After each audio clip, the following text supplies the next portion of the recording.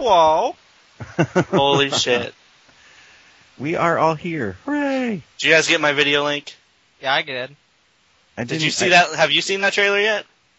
What, Why is my Skype all fucked up? Wreck-It Ralph. Oh, yeah, I saw it a while ago in the theater. Oh my god, that shit cracked me up. You know, I go to the theater that shows 100 trailers. Yeah, that's true. I see every trailer at least 10 times. I just gotta say, Zangief in that trailer. Yeah, it's a clever... It actually seems like it's something like Pixar would do, because it's such a clever idea for a movie. I'm so excited about it. It just seems so much fun. It does. I agree. Who did do it? Disney. Oh wow. It's Disney, but it just seems like it just seems so clever. Like it seems too smart for Disney. Right? Well, I mean Disney owns Pixar, right? Yeah, but they do, but they're still kind of separate the way they run things. Okay. Well, I'm just sitting there, I'm watching it, and I'm just like, oh, these are my favorite things. Sarah Silverman's in this, right? I believe. Yeah, she's that little girl. Yeah, she's that little girl, and then that looks I love like John C. Reilly. I do too. And just, I mean, seriously, when he goes, I don't want to be the bad guy anymore, and the fucking little thing from Pac-Man just freaks out. Yeah, it's like Who Framed Roger Rabbit. They get all the rights to all these fucking video game characters. I was so happy though. Just with Zangief. Ralph, you are a bad guy. Does not make you a bad guy. By the way, welcome to Geek Meets World, everybody. Hooray! Yay! Alright, people, I have to make an introduction. With us, we have our newest member, Wayne! Yay! Party on, Wayne! We need replacement. Yeah, Party on, Randy. Yeah, we have our replacement. Wayne, tell the people just a little bit about yourself so they can be introduced to you. Okay, my name is Hate Wayne. you, but listen. I am an ancient person. I am 35 years old. You should not trust me. I have been involved in geeky shit since before geek was cool.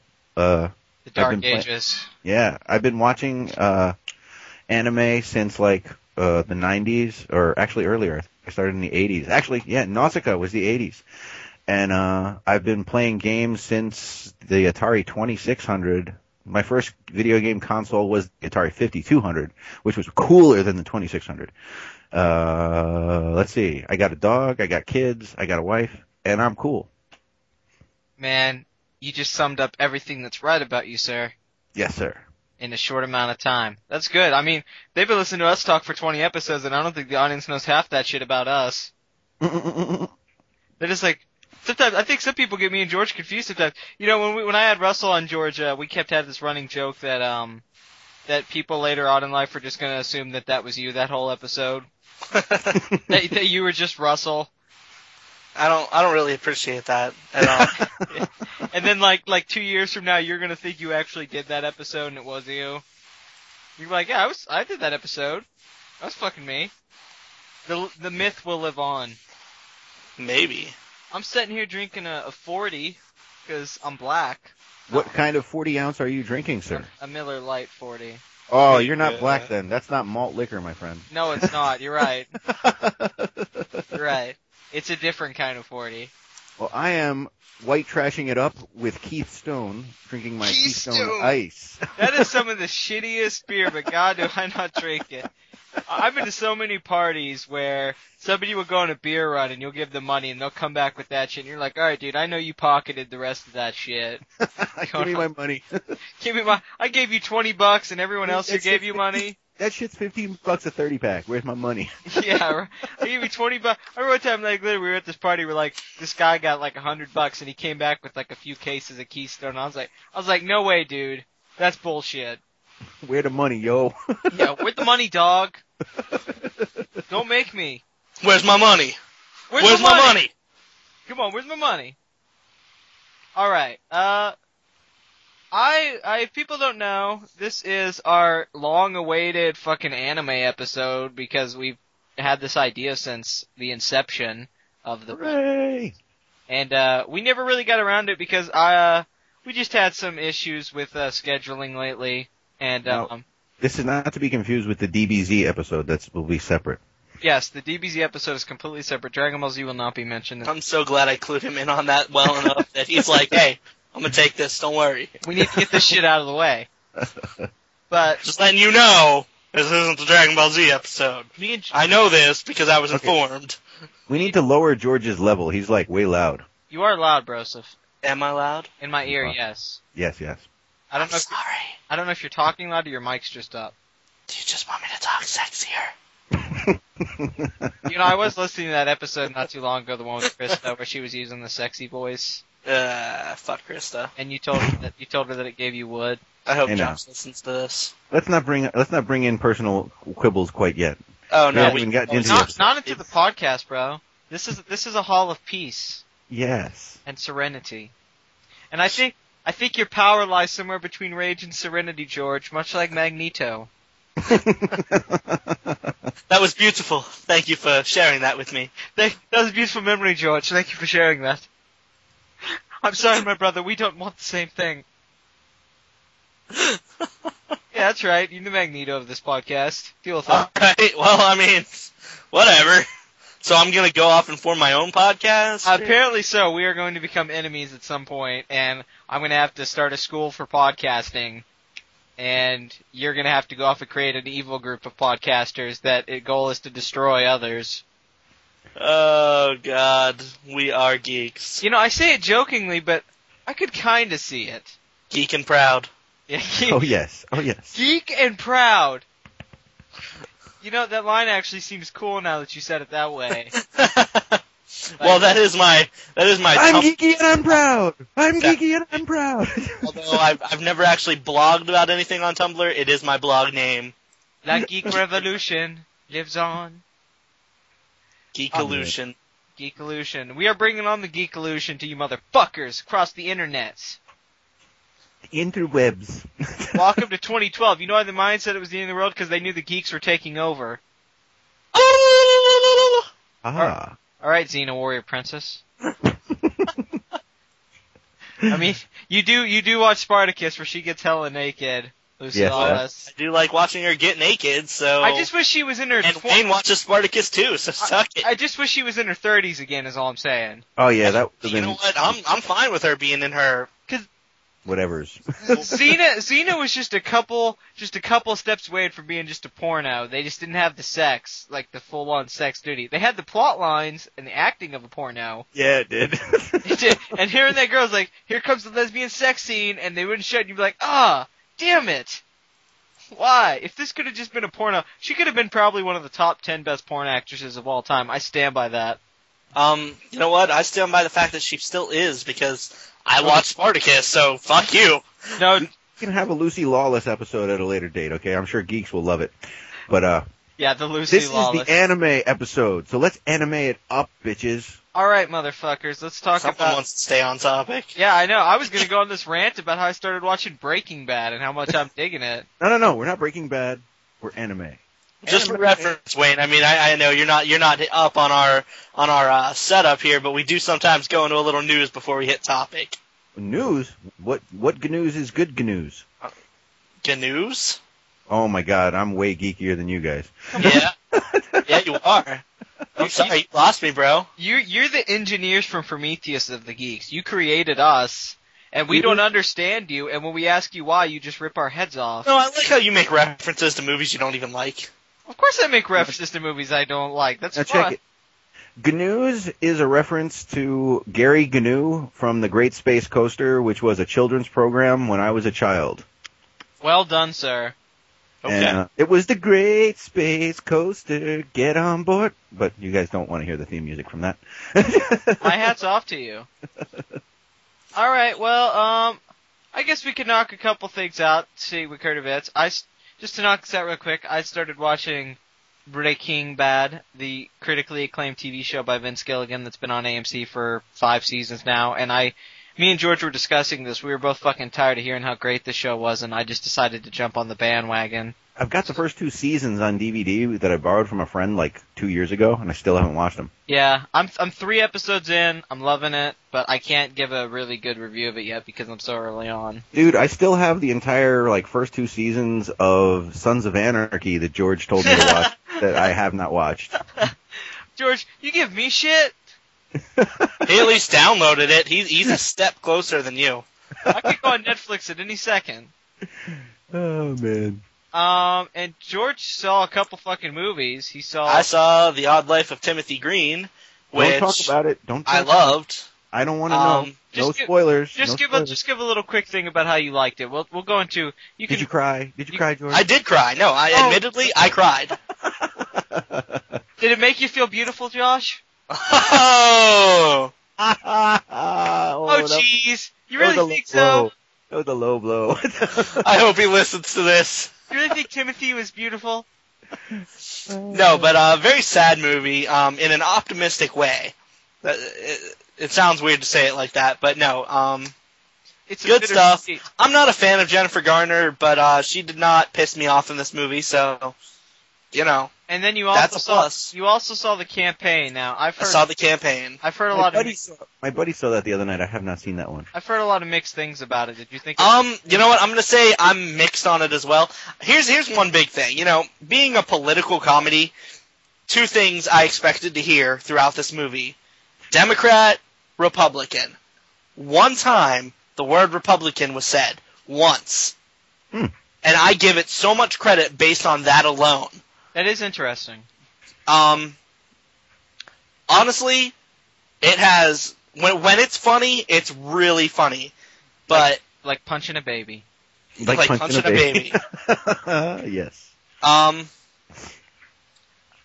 what can you expect from a Will Ferrell comedy? They're always, and that's the thing is I haven't wanted to see a Will Ferrell movie in a long fucking time. I think it's probably been 8 years, and that would be Anchorman 2004, right? Yeah, Adam Sandler's been about 10 years for me since I wanted to see an Adam Sandler comedy. Yeah, Adam Sandler doesn't do good comedy anymore. You're absolutely right. Yeah.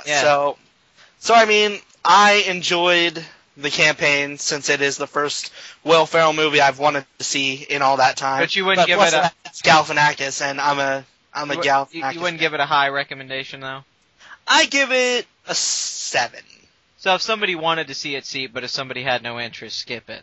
Exactly. That sounds about right. Just skip over it. If it didn't look funny, it probably won't be funny if you go see it in the theater. Yeah, pretty much. I mean, that's not a must-see. Wait for it to come out on DVD. Yeah, rent it on Redbox, $1. You'll probably have a good time. Yeah. Download it from the Pirate Bay, free. Yeah. Hey. Download for free if you want to. Yeah. We do not condone illegal pirating. Yeah. I don't know what you guys are talking about. I do. Yeah.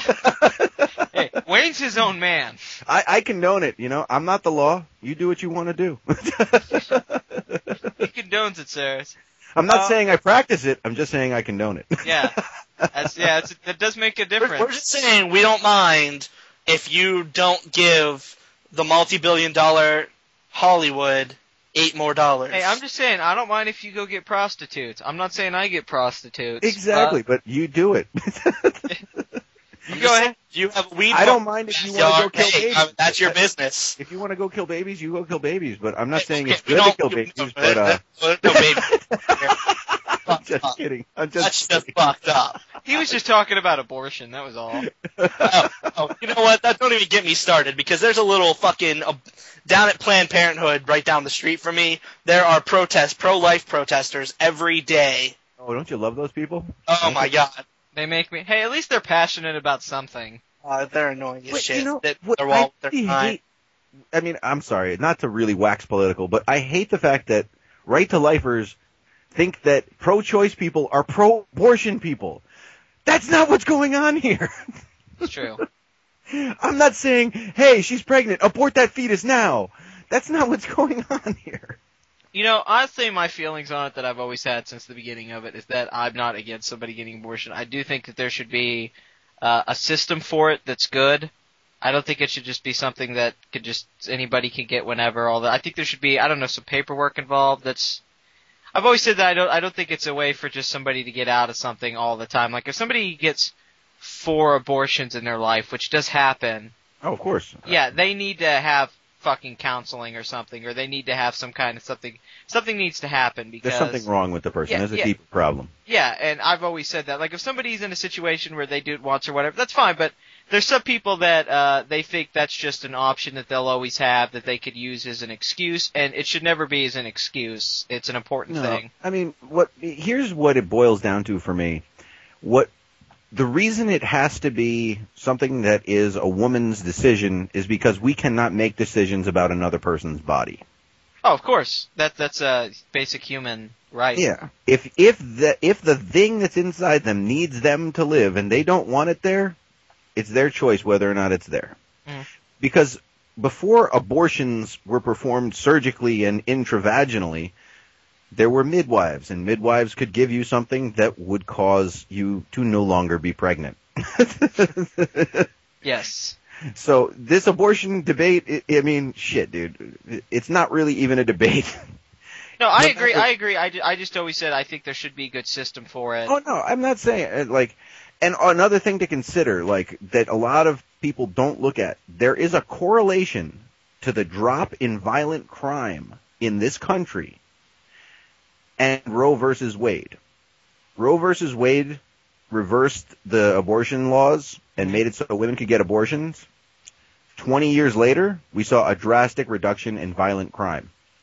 Yeah, it's funny, people, we live in a society today where everybody is complaining more about how the world's getting worse, but if you look at statistics today, crime's actually lower today than lower than it's been in years. Yet everybody, I think somebody said in Bowling for Columbine, the Michael Moore movie, somebody said, we say people are living longer, crime is lower, things are generally better for people, but yet people's complaining now is actually higher now than it was 6 years ago. People complain more today than they did back in the 60s, and things were much worse in the 60s. Oh, yeah. Well, I mean, think about it. But think about the reality. What people complain the most? The people with the least problems. Yeah, if you don't have anything to worry about, you have to make up problems for yourself. Exactly. And this is why you think, this is the saying, money doesn't bring you happiness. The truth is that when you are rich and you have so much, you are trying to find things to give your life some kind of drama. Yep. There's plenty of rich people out there that are more depressed than somebody who has nothing because they're trying to make their lives more dramatic than they are because they don't have anything to worry about. Their lives, they don't... My daughter tells me about that all the time. My oldest daughter is 11. Yeah. She's going into 6th grade, and I have her enrolled in a private school because my wife and I found out when she was going into kindergarten that this private school offers financial aid. So it's like, shit. You mean they'll help us pay for it? And it's like they pay 95% of the bill for this private school, you know? Yeah. So we're not paying much at all, and she's getting the same education that Richard Gere's son is getting. He goes to the same school. That's amazing. Yeah, exactly. So, but she tells me all the time because there are so many really, really wealthy students in her school. She's like, Dad, they're crazy. It's like they complain about stuff all the time. They're not happy. They have everything money can buy, and they still complain. Well, to be fair, you have right to complain if your dad's Richard Gere, but, you know. No, she's not in the same grade as him. He's a grade older, and... I was about to say, Richard Gere's old as shit. But his son is 12, I guess. Wow, he must have, he's one of those people out of kid, because I think Richard Gere's, 60? well into his 60s. Not well. I think he's about the same age as my mother, and my mother's 61. Yeah, I know, because Richard Gere's been around since the 70s, and I know he's not... He's had gray hair for almost all of that time.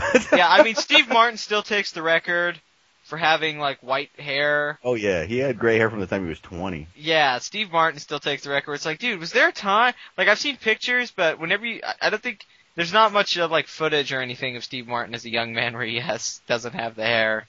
Well, some guys, I mean, my dad's friend, and for a short time, my uncle, he married my dad's sister. Yeah. He went gray, silver, white, whatever you want to call it, at 18. All of his hair turned. I'll say right now, I wouldn't mind if I had gray hair. It really on a dude, it looks distinguished. On a chick, it just looks old. Yeah, I was gonna say my grandmother's had white and gray hair since I think she was 15 or 16. Mm. I mean, I gotta say, for a dude, it just kind of makes you look more mature. I've never looked at a guy with gray hair and thought, oh, that guy looks bad. If you can look good with it, I mean, that's always what they said about the big difference between men and women is that, I mean, it's not the rule, but it's that, women can look worse with age, and somehow men can really look better with age sometimes. Oh, listen, I just take this rule as when you look at cardinals. Dying over him. Wait, you guys are talking over each other. Sorry, go ahead, George. Oh, I was just taking this as the rule as when you look at a cardinal, Male cardinals, the attractive ones. Females, That's the way it is with most bird species, actually. Yes. well, cardinals more specific, but No, cardinals have the red plumage, and female cardinals have the brown plumage. It's like, what would you rather be, red or brown? Look at the big brain on Wayne. But that's true of most birds. Most birds, the male's plumage is much more flamboyant. Mallard ducks, the male has the blue points on his wings. The female is just all brown. I wish you wouldn't have said ducks, because now I'm just thinking of the Weird Al song, I Want a New Duck. I was thinking of the Mighty Ducks and the Flying V that they do on the ice, and I see Emilio Estevez on the side being like, ducks, ducks, ducks. I don't know why that's problematic, but no, I mean, that's been kind of a weird thing that men, we can get gray hair, or even be bald and stuff, and we could still look good. We could even get a little age in our face, but women, I don't know why, it's just kind of the opposite for them. It drives them kind of crazy. Some women do age well, though. Yeah, I said it's not the rule. Hot woman, like, as she aged, I definitely thought she was hot, was, I believe it's Angelica Houston. I've always thought she was attractive. I'm with you. She's in all the Wes Anderson movies. Yeah, exactly. Yeah, exactly. And she was Morticia, a fucking damn hot Morticia. I think Meryl Streep still looks good. She's well in her 60s. And she still looks as good as she did to me 10 years ago. Because Meryl Streep, she's got a different kind of look. You know, she's not just dead sex. She's like. Well, same with Angelica, unique beauty. Exactly. Glenn Close kind of had that too for a while. You know. Dude, I got a story about Glenn Close. I got to hear it. All right, I worked at Radio Shack in town when I was 17, and one day Glenn Close lives in my area. So one day we're in the store, me and a couple other guys working, and we see Glenn Close pull up, right? Everybody notices Glenn Close. Of course. And she goes into the mattress store next door to Radio Shack. So me and the other guys start talking about Glenn Close. And saying like, oh, I heard she's actually a real bitch in person and blah, blah, blah, blah, blah, and saying pretty not too nice stuff about her, right? Now, there was a guy in the store as we're saying all this. We're done talking. The guy leaves the store, gets in the passenger seat or the driver's seat with Glenn Close getting in the other seat. So this guy who was with Glenn Close just listened to all of us badmouth her. Wow. Yeah, that kind of sucked. But whatever. Was this around Fatal Attraction time? No. When was this? I mean, that was 1986. I'm not that old, dude. I know. I was 795. Oh, 90.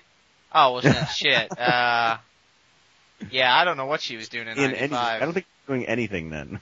Yeah, she was really big in the 80s, and then she disappeared, and then she showed up back again in the 2000s. It was in TV shows. Right. Oh,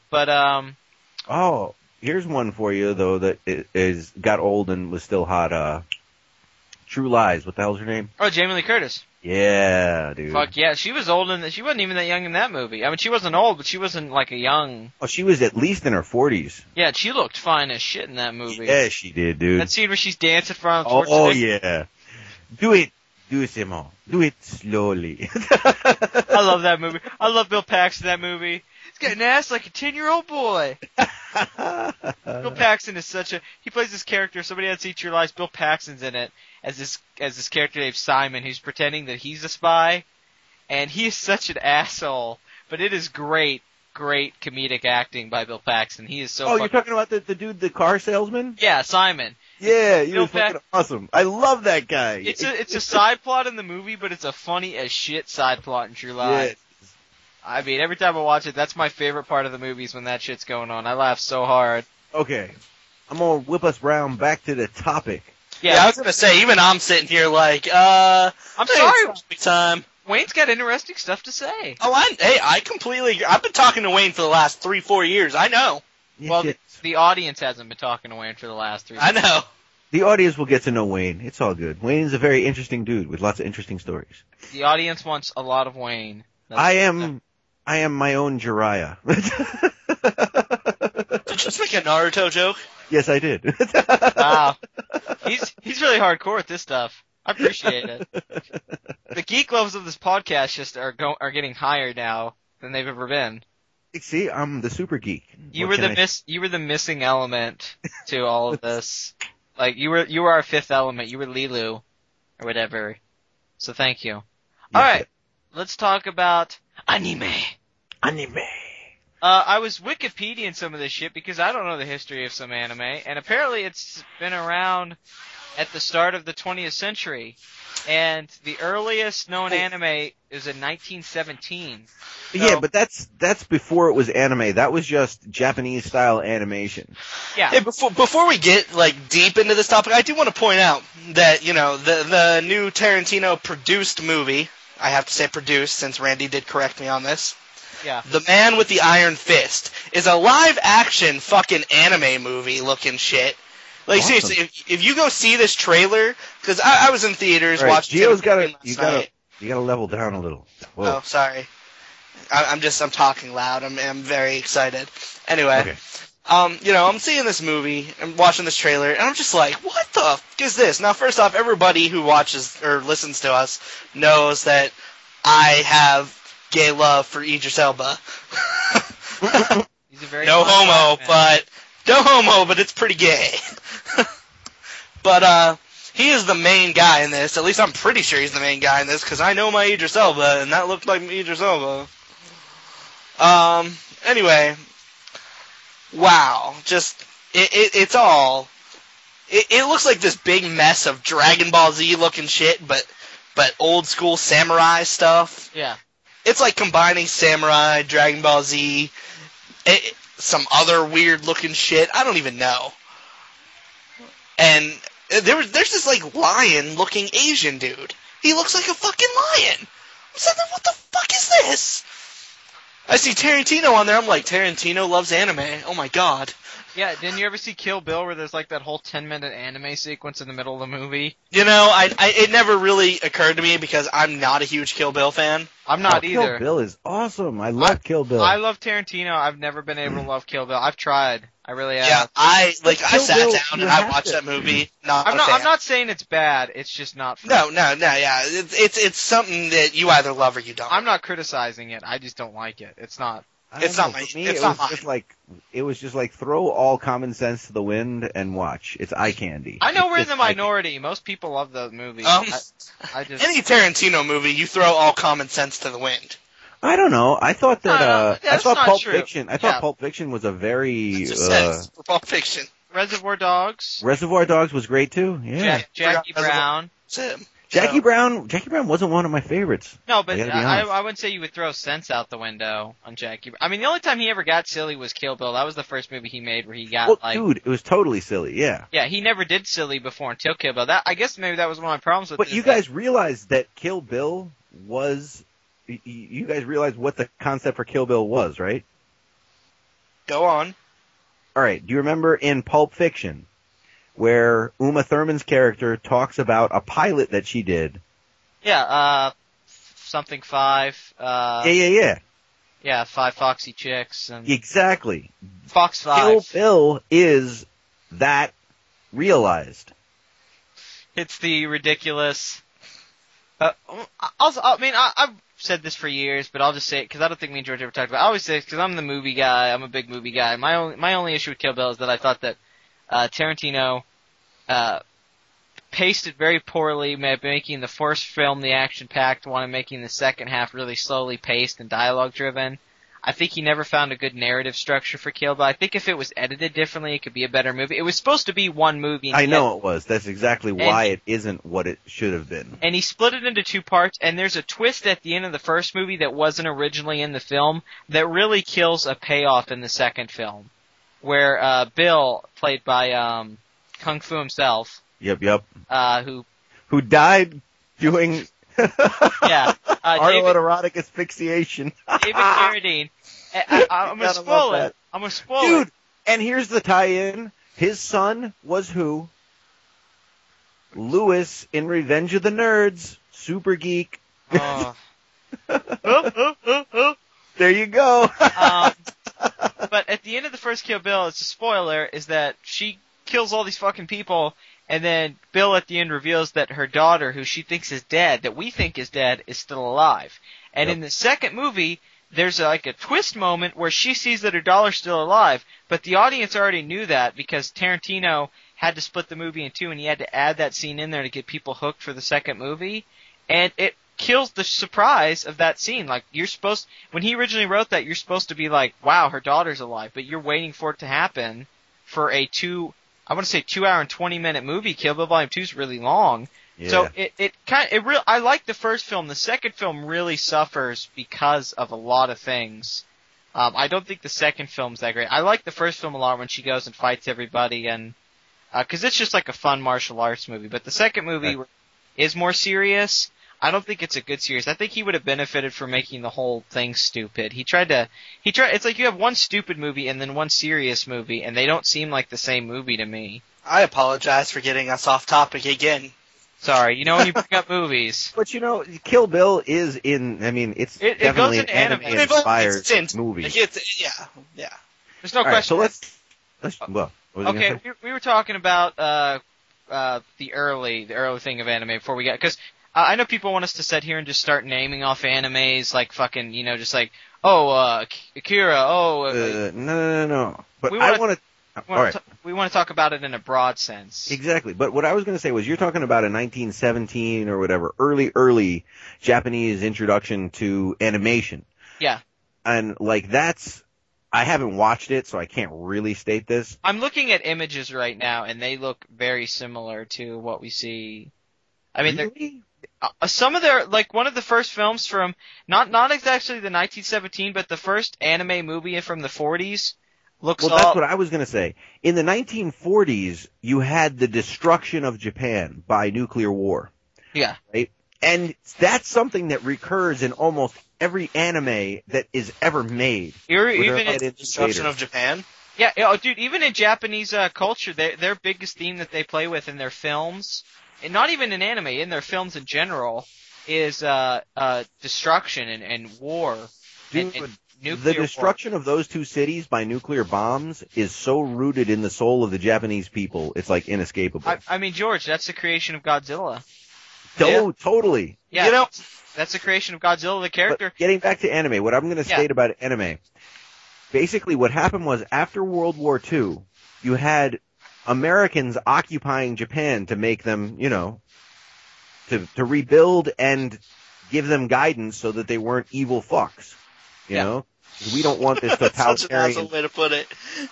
Well, seriously, we don't want this totalitarian government coming up again. I understand that, but you can't say all of them are evil fucks. No, okay, they weren't point all out evil the fucks, government. But, dude, the emperor was the divine power in that country before World War II. No, I'm with Wayne. That was a terrible... No, I agree. I agree. I'm just saying, you said it like I mean, all Asian and all Japanese are evil. It's unfortunate. No. It's unfortunate that tragedy had to happen for there to be change, but it's... There's a lot we could talk about with that, but I'm just talking about the anime thing. This is what I'm going with. Now, after you had the Americans there, I don't know if you guys are familiar with the cartoon styles, but they're kind of similar to Popeye. What was it? Treasure Island was a comic book that was very popular at that time. The Americans that brought this media to them, the Japanese imitated it, and that's where you got the first anime-looking shit. If you look at, like, 1930s and 40s American animation, it is absolutely similar to the way that the Japanese took and then made their characters. They altered it a bit, and it has changed a lot over time. But I can show you stuff. Like, look at Astro Boy. Astro Boy is a complete example of that. He looks like 1930s, 1940s American animation. No, I totally see what you're talking about. I want to stop and point this out. Betty Boop. Betty Boop, yeah, that style, yeah. You could totally see the similarity. Not just Japanese. I mean, anime is more than just Japanese. Well, no, anime refers to the Japanese offshoot. Yeah, I do understand that. I just want to point out that, like, it's not solely Japanese. No, but it's a Japanese animation. That's what anime is. It's Japanese anime. That's the word that is taken from the Japanese. But it has become more because, like, other people can do anime, but it's a Japanese. I'm just saying that, like, anime and Freddie Mac, they fucked us. I don't want to talk about anime. I want to talk about anime. Anime. Anime is huge in Korea is just, it's just one thing I want to point out, is Koreans love that shit. Well, we love that shit, and we're American. I'm saying that, it's huge in Korea, like Korean anime. Well, like Japanese stuff is going over to Korea. I'm saying Koreans have their own shit. Anime. Well, they have a lot of. If you watch Japanese films and you watch Korean films, there's a lot of similar. Koreans get a little. Dude. There's in styles. A lot of their directors have a lot of similarities. Yo, have you guys seen Old Boy? Many times. I love it. I know George hasn't seen it, so I don't want to spoil it. You haven't seen Old Boy? I don't want to spoil it for him. I let Josh borrow it, and he Boy. never watched it because I. Oh, he's a pussy. I remember Josh did have it all that time, and I was like, oh, I'm never going to watch it. He never intended to watch it. He talked about how he wanted to watch a movie that was really philosophical, and I said, well, I got Old Boy, and he never watched it, which, just saying this real quick, if you haven't seen Old Boy and you listen to this, it is one of the best movies of the last 10 years. Yes, and that's Korean made. That's a Korean made. Yes, it is. It's and it is on par with any of the Japanese fucking blood movies that are out there. It's probably my favorite Korean film, I'd actually say, and I've seen a lot of Korean movies. I haven't seen many. Chan-wook Park, the director, is a great director, and that's but off topic again. I know. But Old Boy's great. We're still in Asia. But to be fair, Old Boy was based off a manga. Yes, it was. So there is an anime connection. As I say, so it's not off topic. Yeah, the thing about anime is that I know that the creator of Astro Boy, in his young years, I know he was watching a lot. I've read about him that he watched a lot of Disney films and stuff like that. Disney, yeah. Yeah, that influenced him, which, everybody tries to act like anime is better than American animation. I guess that's just a preference thing. But I hear a lot of these young, hip anime fans today, which every anime fan goes through, is when they think that everything Japanese is better than American. And I have to inform them that a lot of the influence for their whole thing comes from American animation. Exactly. They don't realize that. Yeah, they don't realize that. Actually, I hate to say this, almost everything in modern-day Japan that we love, a lot of the stuff we love, came from American culture that they embraced over there. And then, like how they have arcades over there now. That came from us. That came from America. It's just people don't realize how arcades were that popular here back in the 80s and 90s. It's just they died off. But we loved arcades just as much as the Japanese do now. And you go, oh, I wish I lived in... Nothing felt better than going to an arcade, going to your favorite fighting machine game, and being able to beat everybody that came up. Exactly. Nothing felt better. Playing Capcom versus Marvel. By the way, Wayne, I was kicking some ass in Mortal Kombat 2 today, so I'm just saying... it's on. You might need to be ready. I was kicking some ass. I was kicking some ass with Johnny Cage, and I was kicking some ass with Sub-Zero. Dude, I play random select. That's the only way I choose my characters in that game. And my worst character is probably Jax, but I can still kick ass with Jax. Jax is just one where I feel like his stuff's not, I don't want to say it's pointless, but it was just kind of like, I was playing with him today and doing his stuff, but I just wasn't really... I don't know. There's a couple characters in that game I don't think are as cool as the other ones. Like, they're not as fun to play with. Jax, Reptile. Although if you get Reptile's invisibility off, he's really... my friend kept doing the invisibility, and I kept fucking kicking his ass because I kept knowing where he was. Like, it wasn't... You have to play it right. Some people can do it and some people can't. Yeah, it's difficult because you're playing invisible. Yeah, you don't even know where you are. Yeah, that's the thing. You're playing invisible. But I'm sure figured out, like, every time they went invisible, I knew exactly how to handle that. But I imagine if you're playing somebody who's practiced it a lot, they probably have it down. But yeah, Reptile's not he's not the best player to play with in Mortal Kombat. Not at all. Scorpion kicks ass like nobody's business. Raiden is unstoppable. God, I was getting my ass kicked today by Raiden so many times because it just kept, oh my god. Dude, he can teleport, he can fly across the screen from anywhere. Then he's got that teleport that he can do, like, lightning fast. Plus, he's got the lightning ball. What the fuck does he need a lightning ball for with all the other shit he's got? It's not fair. They give Raiden, like, all the god powers. Yeah, Raiden is a god. Yeah, he just kicks too much ass. But anyway, that's people realize anime was very influenced by old American animation. So I'm not criticizing anime fans, but I think we all went through. There was you've met people like this. That were, especially in the 90s when anime was really big. Oh yeah, dude. You met those people who are like, fucking Japan's best at everything. Anime's better than anything in America. They're kick ass. I want to live over there. Yep, I know people just like that. They still exist. George, I'm sure you've met anime fans like this. They think everything Japanese is better than anything else in the world. Dude, the worst thing is high school anime fans. Yes. Because, I mean, there's a point where you take it so far. I love anime so much, I'm going to learn the Japanese language. Yeah, I know. I actually have a friend, it's not because of anime, who is learning Japanese now, but he's my age. George, there's a noise coming from your mic. Yeah, there was. Isn't there always? Is it a fan? My fan is always coming through. Oh. Or was it this sound? It's this staticky sound. Well, And plus I've got a little bit of echo. Yeah, I hear an echo too. Echo! Echo! Echo from Lost. He got killed by the smoke monster. No, I was referencing a different movie. Yeah, I know you were. Okay, good. I was just trying to do another reference. Although I spoiled a Lost death for people, I'm sorry. The show was on, that was like fucking 5 years ago, so it's your Dude, fault. you can't spoil Lost for anyone who should have watched it already, okay? Yeah, sorry, that's old. It's your fault. If you didn't watch Lost, fuck you. Yeah, seriously. Sorry, Lost is old. But yeah, I mean, it's just the anime fans still meet every day. I mean, sometimes, a lot of it's immaturity. The people you meet that are like that are normally teenagers. They're not adults. Although I'm not saying you won't meet an adult like that, but they don't realize, like, they think that Tokyo is the best place in the world, not realizing that how small it is to live in a place in Tokyo, how crowded Don't get me wrong, I want to visit Tokyo really bad. I'm with you too. I would love to too, but people don't realize, like, living there is not as great as the idea that anime fans have. They think Tokyo. I've got a buddy who lives in Japan. Yeah. He's been teaching English, I think, over there, and he's a Japanese citizen. He's an American that has gained Japanese citizenship. That's pretty badass, actually. I'd like to have him on sometime to talk to him about Japan. I could totally get him on. That would not be hard at all. Because Skype, you can do. I'm not sure how flamboyant he is now. I know he's out of the closet and gay, but I'm not sure how flamboyant he is. He might be an interesting character, though. A gay Japanese American. That's wonderful.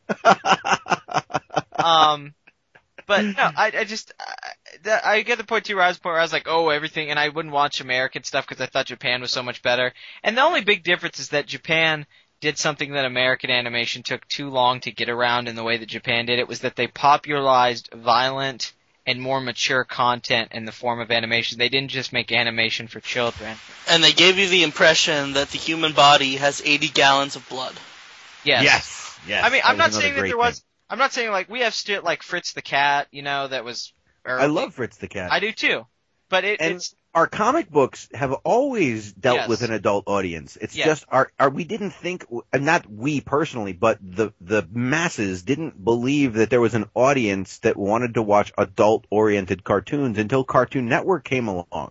It's true, it took that long, because the only animes that were popular in America for that was, like, Thundercats and Speed Racer, and those were not adult. Fist of the North Star. Those were. That's a movie, and that was not that popular. I don't know. I've never heard anyone say, "Ooh, I don't want to watch Fist of the North Star." George, Fist of the North Star didn't get popular until the 90s, though. It was on in the 80s. Gotcha. It didn't get popular until later. That was the thing. Dude, one thing that did happen in America that not a lot of people know about is heavy metal. Yeah, heavy metal. Yeah, definitely. Which is great magazine, big fan of. I'm talking about the animation, the movie. Yeah, the movie was one. Also, Song of Fire and Ice. No, it's not Song of Fire and Ice. Ice and Fire. Song of Ice and Fire. You're talking about an animation? No, you're talking about Ice and Fire, which is a Ralph Bakshi film. Yeah, exactly. Ralph Bakski's the guy who did Coonskin. He did Fritz. I was sitting here like, what the hell are you talking about? Why are you bringing Game of Thrones into this? You probably don't know who he is, George. Did you ever see the Lord of the Rings animated movie? No. Okay, this guy, he was around in the 70s, 80s primarily. He made Cool World with Brad Pitt. Ralph Bakshi. He was also a super big fan. He was like the mentor of John Kay, who did Ren and Stimpy. Yes. Yeah. This was a guy who did this really strange, really kind of messy animation style, and he did animation with like nudity and swearing and had drugs in it. And it was really popular in the 70s because nobody had seen anything like before. Now, you watch it now and it's kind of a time capsule thing. Yeah, it is. At the time, it was really groundbreaking because we didn't have shit like anime back then in the 70s. We just had, like, Fritz the Cat. I mean, I still think Fritz the Cat holds up real well, but some of that other stuff he made, like Wizards and Fire and Ice and stuff, I've watched them. And they're kind of hard. They're kind of dated. Yeah, they're really slow, and, I mean, but Fritz the Cat's just funny because it's really good drug humor. Like, well, also Fritz the Cat, which you have to realize about Fritz the Cat, that was not written by Bakshi. No, that was Robert written by Crumb. Crumb. Yeah, Robert Crumb, who's a genius writer, and it's Dude. actually it's got one of my favorite little drug jokes in it. Is that he meets a dog, Fritz meets a dog, and he asks the dog his name, and the dog says, "My name is God," which I'm so backwards. I'm like, that's genius. That's a completely yeah. They made 2 of those, and Bakshi, I'm a fan. I mean, I'm a big fan of his, but I guess if you want to say American animation, he was one of the first ones to really make it popular to do adult. Yeah, he was a pioneer. Yeah, he was for America. Now in Japan, though, they've been doing mature stuff for a long time. Yes, sir. In fact, they have a heavy amount of pornography. Well, but you have to realize it was illegal to make porn in Japan. Yeah, and they blur out the pubic hair. Well, not just the pubic hair. Any intercourse is blurred. Yeah. It's like, why would you want to watch that? I'd much rather watch an animated version that's not blurry. Yeah, I've watched it before, and I'm like, this is horrible. It just makes it so weird. Like, if they don't do close-ups, it's okay, but when they do the close-ups, it's just blur, and you're like, what the fuck? Like, who would spend the time animating this just to blur it over? What a waste of time. But yeah, anime, I mean, I guess Astro Boy was like the first, they always said Astro Boy was like the first anime series, I guess. Wait, what's the one I'm thinking of? It came to America. It was on Cartoon Network within the last few years. I can't remember. Blah, blah, blah, the space age robot. What the fuck is it? That's the theme song. Gigantor? Gigantor, that's the one. Gigantor. Exactly, that's an early one too. Yeah, which it was great when Cartoon Network was doing that. They were showing, and there's still some old animes that model themselves after those old school ones, like something like Cyborg 009 takes its style from that old. I don't want to say steampunk, but it's from that old Astro Boy style that takes from the 30s and 40s. Yep. A lot of modern anime still does that. It all comes a lot from another big influence people don't realize is from Fritz Lang's silent film Metropolis from the 20s. A lot of early anime was also visually influenced by that, I've often read, especially Astro Boy. And, I mean, a lot of things have been influenced by Metropolis, but the silent era, I think, had more influence on anime than probably anything that was non-animation, because the silent era was all visual, and the anime people, they seem to always focus on visual little details more than anything, like having a lot of expression in the eyes. Big eyes, and doing these backgrounds that are like paintings, but having, you know, they don't try to immerse the characters in the backgrounds, at least not in classic anime, where modern, you know, in American animation, you know, like the Looney Tunes and stuff, the animation and that stuff's amazing, you know, just of course fluent and stuff. They didn't do that in Japan. Japan has a lot different style, and they took a lot of that, I think, from the silent era, because over in Japan they probably saw those movies. And that's what influenced their minds. And like you said, some of those early animations from the 30s and 40s was a lot like that, because we didn't have as complex animation over here back then. Mm-hmm. And it's kind of fascinating that anime sticks to traditional animation more than any modern American animation that we have today mostly. Anime still goes back to the old school, hand-drawn, like Studio Ghibli. To this day, Hayao Miyazaki's company, they still do every movie, 85% of it is hand-drawn animation. They don't do CGI. That's why it looks so fucking awesome. It takes a lot more work, too. People don't realize the work that has to go into that shit. I mean, it's just incredible that they have somebody sit down and they have to draw every single thing that you see in that movie. And it looks so good. Yeah, I mean, this is why, like, some people think The Simpsons had bad, and people don't realize how great the animation was for us, me animation fans of The Simpsons, because a lot of people who end up working at Pixar worked on The Simpsons, and The Simpsons was all hand-drawn for years. And The Simpsons was one of the first, it was the first long-running animation show like that was modern. You know, I mean, we had the Flintstones stuff, but you watch the Flintstones and all the Hanna-Barbera, it's the same background. Dude, it's awful. Over and over again. God, I can't watch it. Yeah, The Simpsons was one of the first animated shows that was like really, you know, that really stuck to that idea of, you know, doing different backgrounds and adding little details, and you know, stuff like DuckTales and Chippendales Rescue Rangers. In the 90s, animation in America really stepped its game up. And Batman the animated series, brother. Gorgeous. Bruce Timm's stuff, just gorgeous. But anime reached, its main popularity in the late 80s and 90s when it fucking exploded in Western culture. Oh yeah, we all loved it. We just embraced it because it was like nothing we had ever seen before. We were seeing nudity and violence and storytelling that was not for children. Like, Akira's often considered, we have to mention this one, or Akira. However you want to pronounce it. Yeah. We're fucking American, I'm saying Akira. Katsuhiro Otomo's manga that he made into a film, was shown over here to a lot of Americans, and that just blew so many doors open to say that this is a style that people need to take attention to, because that film's not only groundbreaking in anime terms, it's one of the most groundbreaking animated films, period.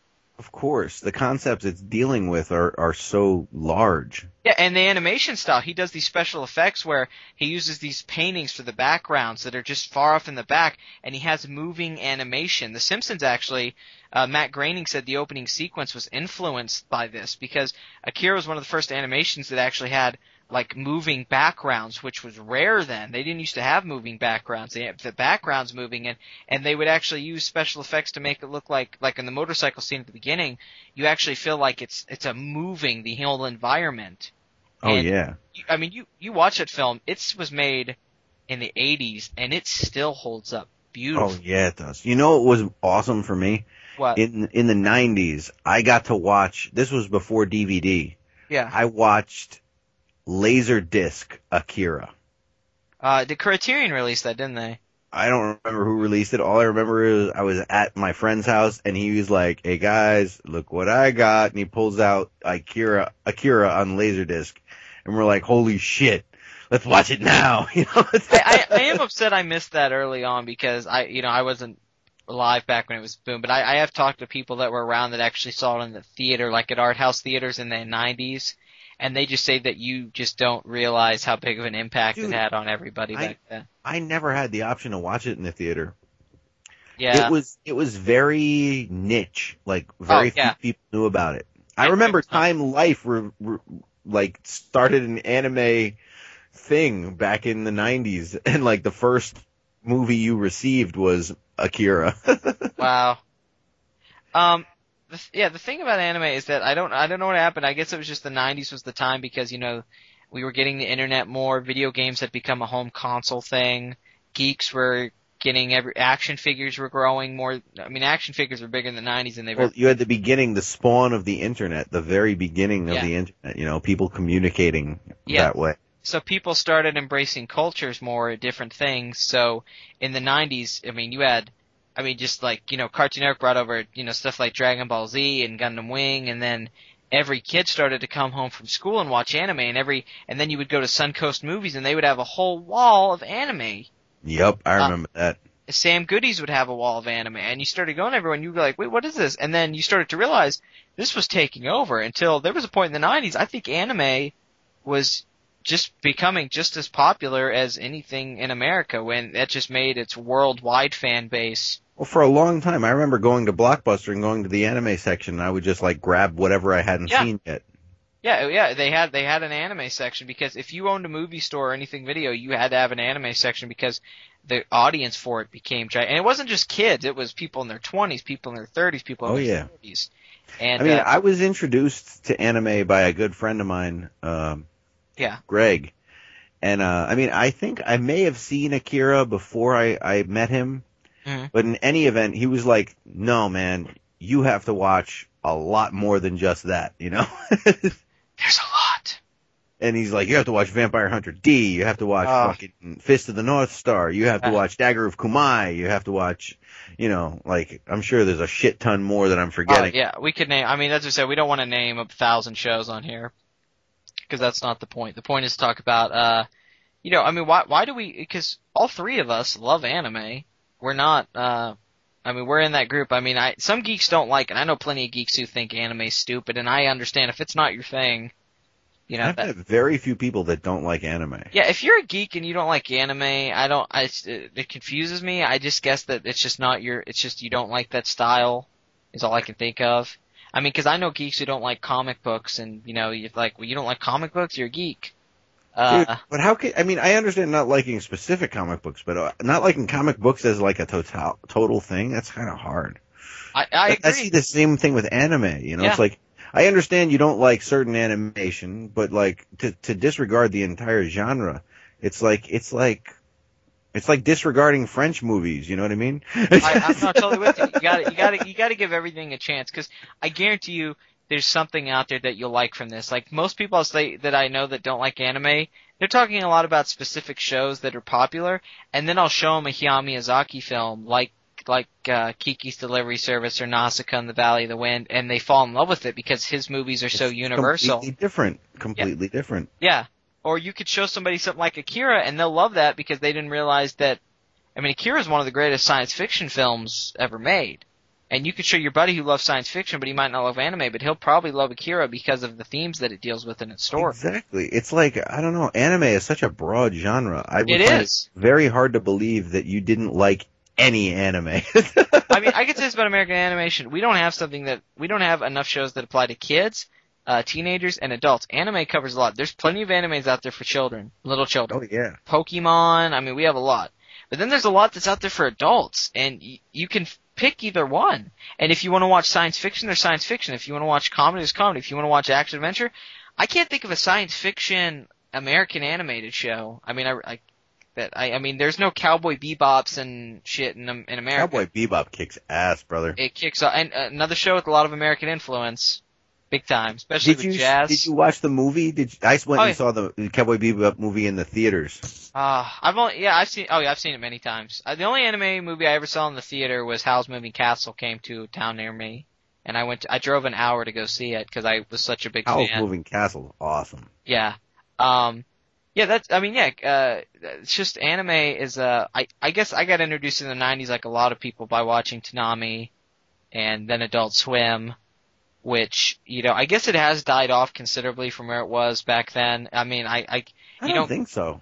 I would say only in the way that we don't have video stores the way we used to.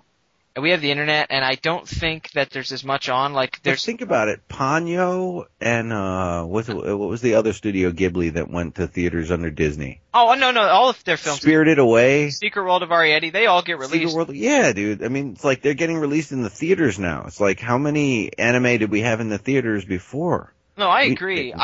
It's just back in the day, like, it used to be like, if you came home from school, there would be a bunch of animes on TV, and it's not like that anymore. They're not. In regard to the theaters thing, I'd say Disney and Pixar really got that going.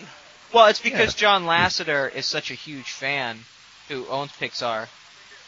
Doesn't own it, but he's the head of Pixar. He's such a huge fan of Miyazaki and anime, and he said that this stuff influenced Pixar. So he's tried his best to always get them a good release in America and do good dubbings for them and release them under the Disney name. And which is awesome to me. Dude, I'm with you. We've been talking about Miyazaki. One thing we have not mentioned is Princess Mononoke. That is a fucking phenomenal flick. I would almost say it's his best movie. I really would. Like, it is phenomenal.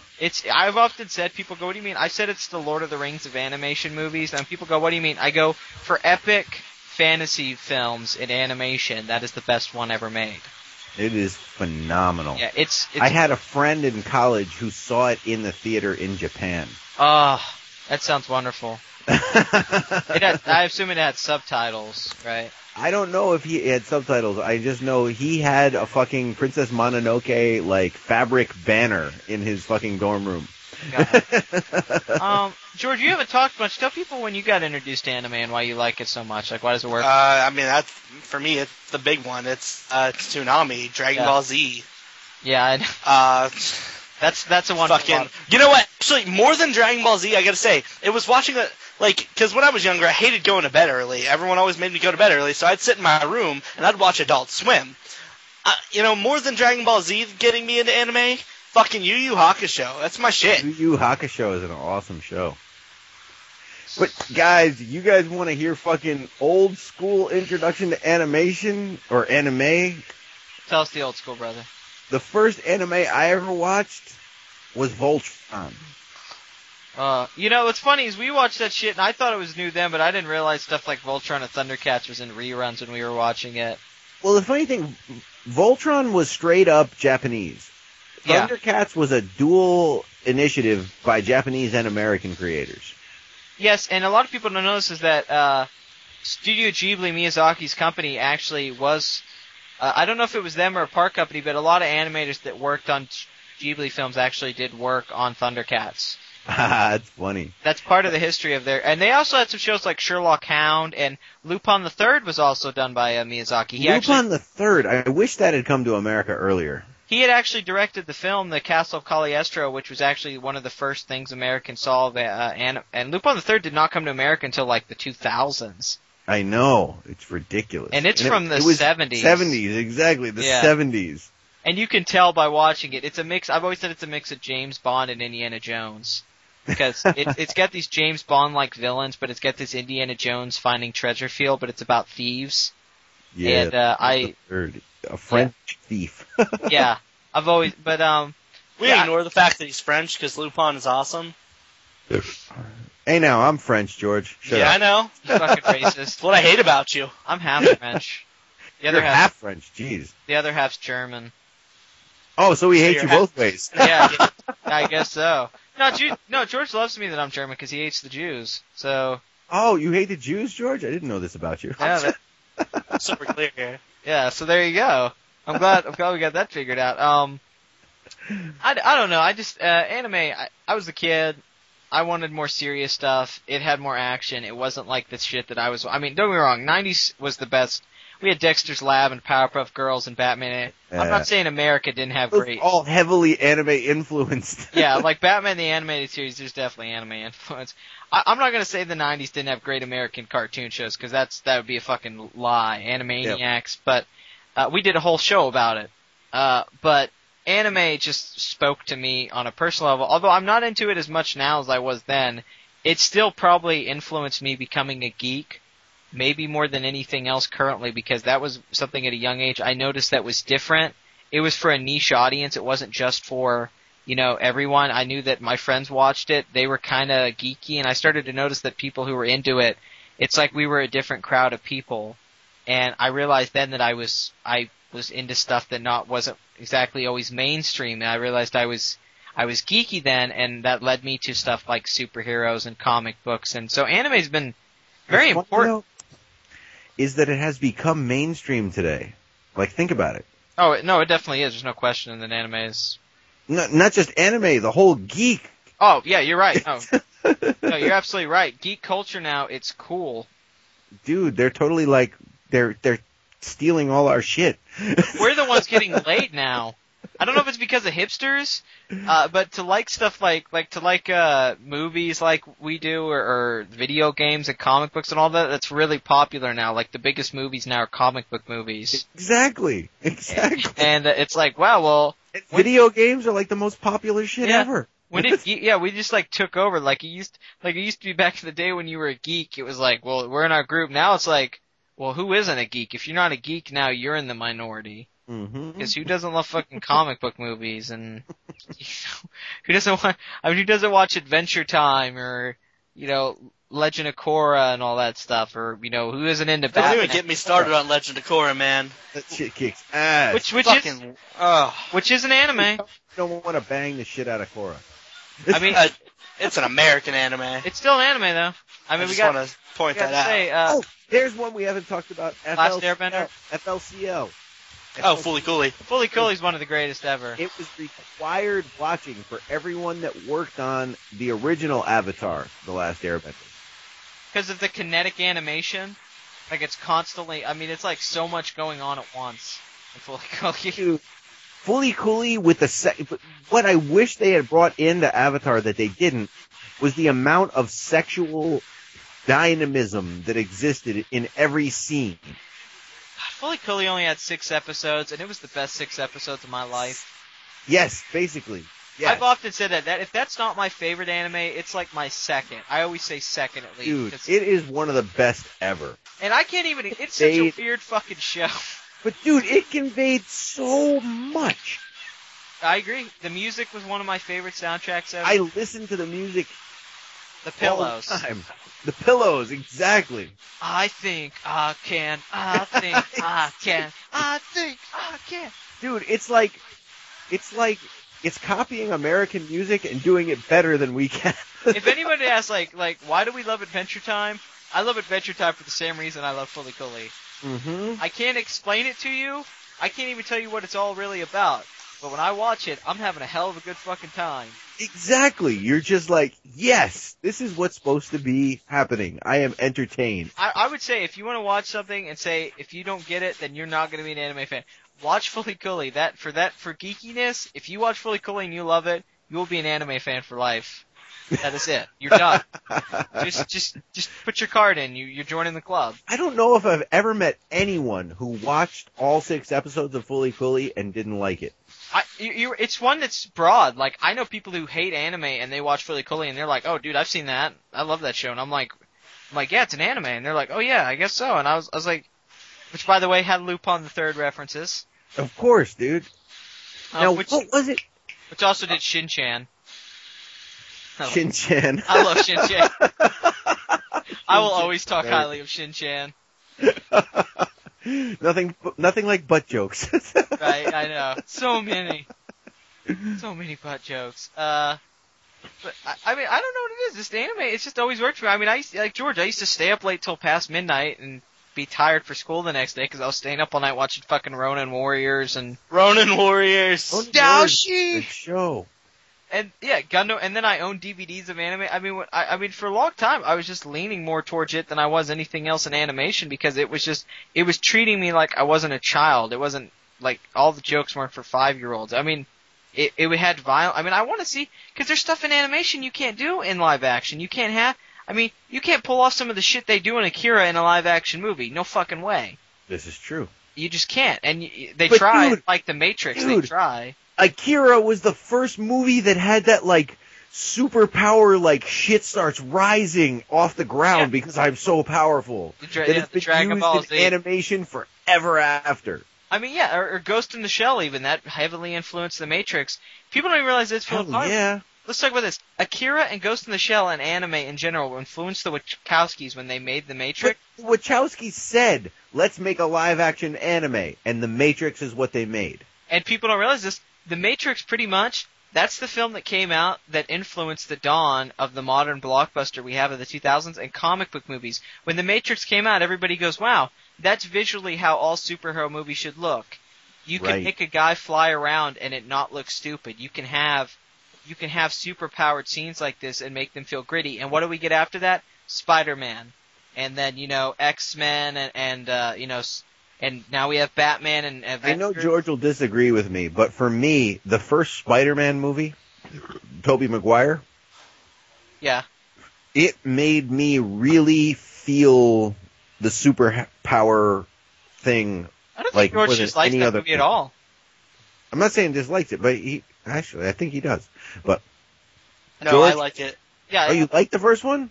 I like the first Spider-Man movie. I don't like the trilogy as a total because I hate 3 so much that it brings down my love to a like. But yeah, I think the first two are great. The first one I thought was so well done. I agree. Like, so well done. Wayne, I gotta tell you my story. George has already heard this shit, I guess. My Spider-Man thing. I don't remember, so go ahead. The end speech where I said that I said the proper way to do an adaptation of this, and I've always used Spider-Man 1 as an example because it kicked off. It didn't kick off, but it made it the big thing that it is today, the modern superhero movie. Yeah, it did. And I said that if somebody asked me how do you do an adaptation right, I said it's not about the little details. It's about capturing the essence of what makes that work. And I've often always said the end of Spider-Man is when he goes to Mary Jane. And this girl he's been wanting the whole fucking movie, and she wants him, and he turns her down. He just walks away, and then he says that line, about the people I love are the ones that always get hurt. And then he says, with great power comes great responsibility. This is my gift. This is my curse. Who am I? I'm Spider-Man. And in that dialogue, they capture everything that represents that character beautifully.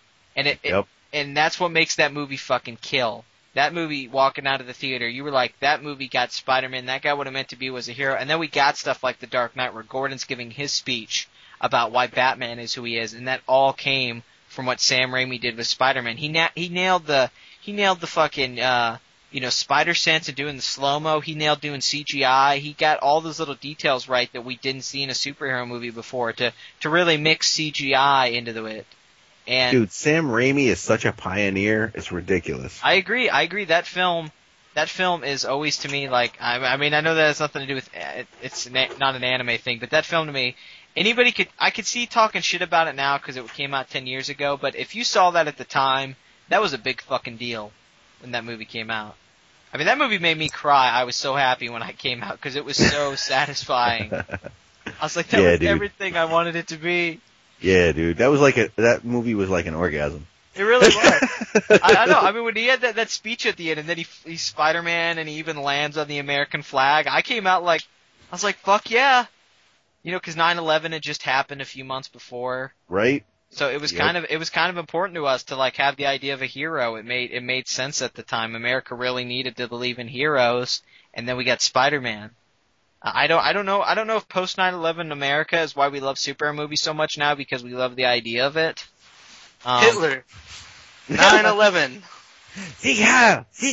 I mean, yeah, I guess so. I mean, because that's what we always talked about. That's why I always said I liked Chris Nolan's Batman movies is because all of his villains in that are terrorists, and it really deals with the post 9/11 fear. It really deals with that essence, like living in a city and being scared of terrorism and all. I mean, the Joker's a fucking terrorist. That's what's funny to me, though, dude. I mean, I don't live in Manhattan. I live 50 miles north. I'm not scared of terrorists. Yeah. Well, no, I think anybody scared of terrorists is silly, but a large amount of people are, though. I mean, we can't lie about statistics. I mean, there was that whole Tea Party movement happening now. There was that shooting in that fucking theater for Batman, and that actually hurt the box office of the movies because people were scared to go to the movies. That's ridiculous. Yeah, I mean, we live in that kind of place, but it's not like they're wrong to be though. After that happened, what? Another fucking. How many more theater shootings happened after that?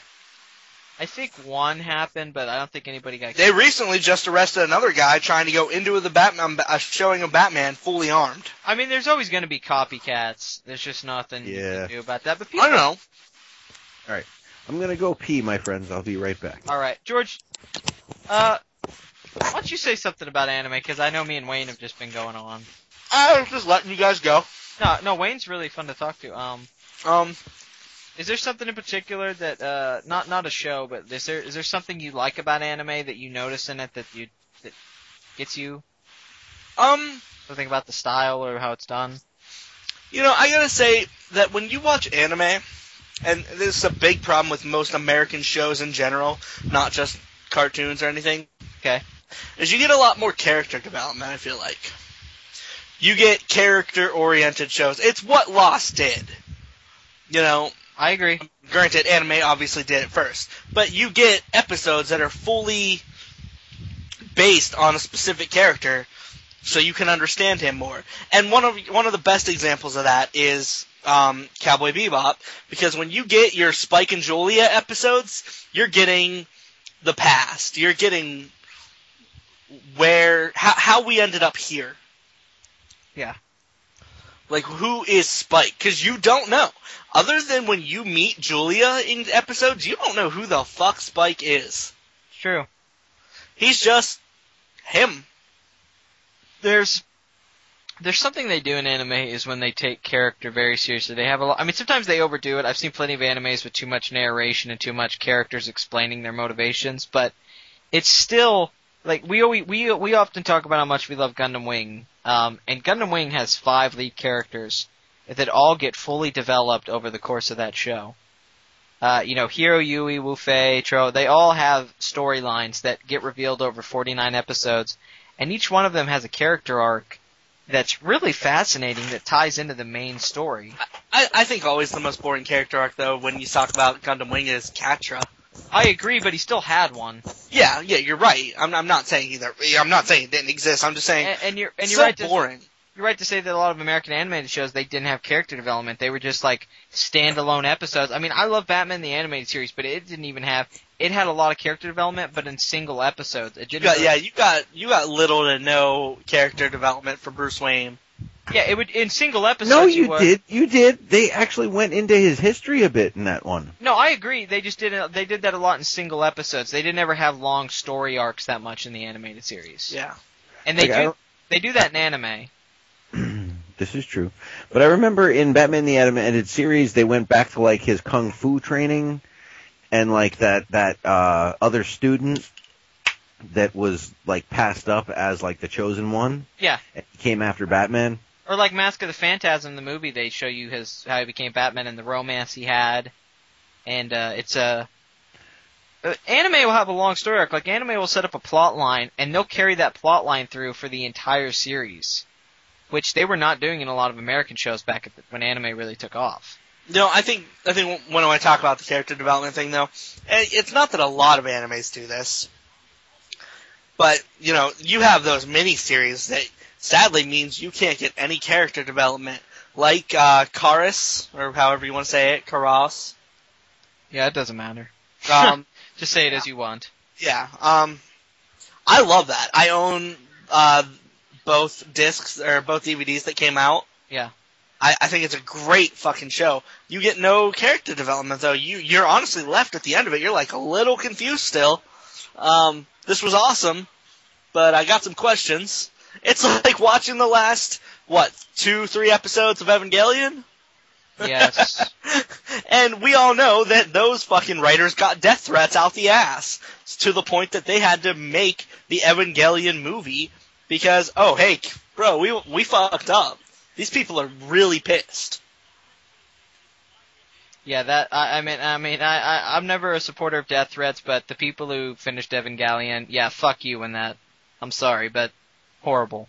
Because it's such a great show, I bought the series, and me and my friend Steve, we watched it one DVD every day after school because he had to go to work. So I made the deal, I wouldn't watch ahead of him because I wanted to fucking watch this movie or watch a series.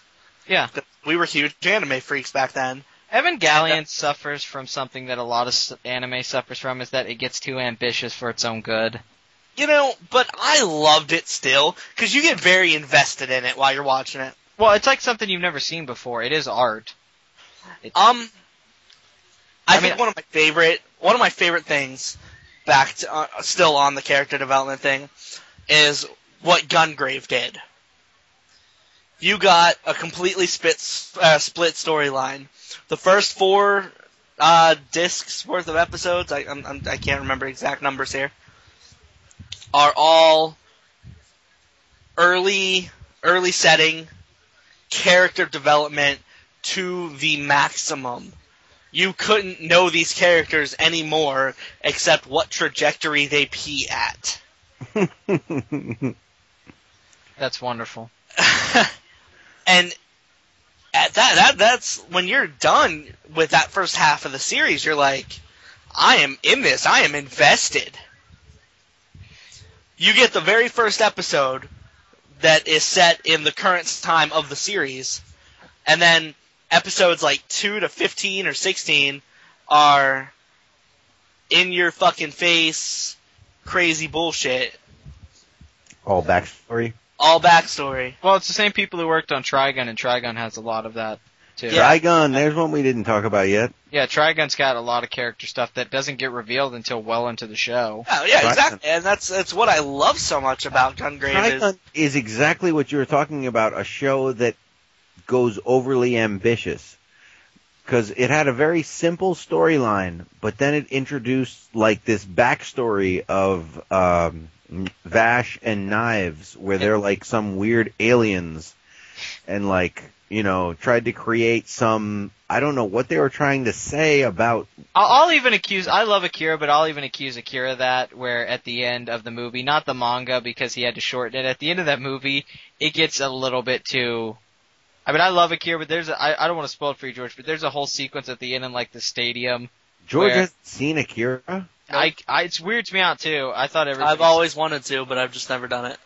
It's this huge giant creature at the end, basically. I mean, it gets very 2001: A Space Odyssey at the end. Randy, have you read the manga? Because I haven't. Yes, I have.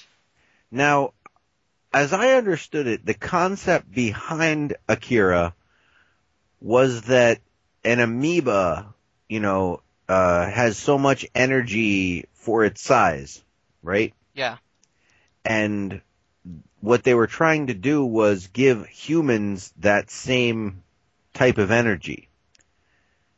And when they did, they created first Akira, and then, the other fuck-up weirdos that Yeah, Tetsuo, the little blue kids. Yeah. That Tetsuo interacts with. Is that valid? Is that what the manga talks about? Here's the thing that a lot of people don't know about the manga is that the movie, where it ends, that's only halfway into the manga. The manga goes far beyond that. The manga ends up going into outer space. Okay. The idea is that the whole theme of Akira in at least the terms is that it goes to that thing we said about nuclear war, is that it's about an examination of man's ambitions leading to destruction, is what Otomo's trying to go for, because Japan gets destroyed, and then at the end, it basically happens again, and it's because of these experiments we had, and when we try to make ourselves God, and Tetsuo's supposed to kind of represent that, but he's also supposed to represent teenage angst, but Otomo's clearly said that he isn't trying to tell a coherent or strong narrative. He is basically trying to give you an examination of Neo-Tokyo, the universe as a whole, examine mankind, our problems when we try to reach too far, and he's doing it all in the sake of trying to create a new art form where it's something you've never seen before, where we examine philosophical questions through imagery and things that might not always make sense, but he's doing it to say to us, this is what happened in Japan. Millions of people died because of this, and really, was it worth it? Is this what happens? Is this what goes back to the nuke? All goes back to the nuke. Is this all humanity ever can, ever get to? Can we never achieve anything great? Do we always have to get to a level of just death? Is that all we have? Is the greatest achievement mankind can achieve the death of billions? Yeah, basically. I mean, I hate to quote The Last Starfighter to get a profound thing, because that's a 80s movie that's not a classic or anything, but The Last Starfighter... It is a classic. Are you kidding me? I have it on Blu-ray. I know has watched it. The special effects are... But there's a scene where if you don't know Last Starfighter, this kid plays an arcade game, and it's actually him training to actually pilot a ship. He's up there in space, and his name's Alex, and he's talking to this alien, and this alien says that I'm from this planet, we war with this planet, and he goes, what planet are you from? Who do you war with? And Alex goes, well, I'm from Earth, and the only people that we war with is each other. And I remember hearing that as a kid and being like, shit. That's pretty dumb. It's like, you're right. Like, instead of thinking of ourselves as like one world where we need to think about ourselves and how we affect the universe, we're thinking about where our little section of the world matters and how we matter in our little part. We don't think of ourselves as one thing. And I know people are like, oh, you're talking about one. I'm not thinking about the world being controlled by one thing. I'm saying the world united as a group of people, as human beings. Wouldn't it be nice if we could all unite and decide to try and, feed and clothe everyone on the planet instead of figuring out our differences? Wouldn't it be great to go parts of the country and not get shot because you're American? Wouldn't it be great to have people not be racist towards other people? Wouldn't it be nice to not have war? I mean, it'd be nice if anything happened like that. It was like, well, that guy's trying to start shit. Let's not have a war. Let's just get rid of that guy because he's obviously bad. And that keeps the rest of the world from hate is so ingrained in our psyche, it's ridiculous. Yeah, it's the idea of you'll argue with somebody just for sake of argument because you want to prove a point even though you don't even have one. It's a mental thing that we have. And I was talking to my mother-in-law recently, and I mean, I don't know where you guys stand on this topic. Hello? Talking about gay marriage. Oh, okay. And she says to me, she goes, I don't care about homosexuals having civil unions. I just don't want to call it marriage. Yeah. And in my mind, I'm thinking to myself, if you're differentiating what you do from what they do, it's a form of discrimination. You know what I mean? Mm-hmm. It's like if you're saying that theirs isn't equal to yours, that's a form of discrimination. It's like, I don't know what's right, what's wrong. In my mind, in my heart, what I believe is, if you love someone and you want to be with them, it should be the same, you know? All the same rights, it should be called the same thing. What the fuck difference does it make? You know, there's no basis for it to not be equal. And the only reason I can conceive of why you would want to call it something different is because you have a fear, you know? Well, a lot of it also depends on what, like, you believe in. I mean, if you're religious. She's not religious, though. Okay, well then. She doesn't even believe in God. Well, then that's weird. I can't explain it then. I mean, no, I can't either. I can understand if, like, someone's religious and they tell me that's the reasons. I'm not going to say anything bad to that person. I'm like, hey, man, that's your life. You believe what you want to believe, and I'm not going to tell you how to live your life. You know? No, I mean, don't get me wrong. I mean, she calls herself a Jew, but she's not Jewish, you know? She eats pork. Why are we on the topic of gay marriage on an anime episode? Because this podcast is profound, baby. Is anime. Yeah. And because you have been AFK or AF. It's AFK. AFM, yeah, too. He's letting you take the show, Wayne. It usually works better when two people are going back and forth. We've kind of found that out, because three people... Well, no, mainly I just wanted to let Wayne talk, plus he kept cutting me off. So instead of wanting to punch him in the mouth, I decided to just stay quiet. I like that we're talking about more serious subjects. We're always, I mean, this is a comedy podcast, but we're talking about. When we say we're doing an anime episode, that doesn't mean all we're going to talk about is anime. I know. We've never done that in our podcast ever. Because if I marry that holographic fucking pop star from Japan, I should be allowed to marry that holographic pop star. I'm gonna name a couple anime movies that I don't know if either one of you've seen that really kind of got me in the idea of like what anime could do. Perfect Blue, which is one of the best thrillers I've ever seen. And one. Yeah, and Millennium Actress, which is by the same director. I've heard of that one, but I haven't seen it. Yeah, Perfect Blue in that. He died a couple years ago. He also made that film Paprika, the Dream movie. Not that, I mean, this is sort of on topic. If you guys want to read a book that will blow your mind, I'm not going to be able to remember it. Hold on, I'm going to look it up. This is a Japanese author. This is why it's somewhat tied in here. Okay. And it is like, the way it plays out in its reading is like an anime. Yeah. Hold on, I'm looking up the title. This is George. I am not home.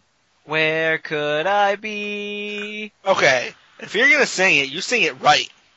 I'm watching hentai on my TV. It's called Hard Boiled Wonderland and the End of the World.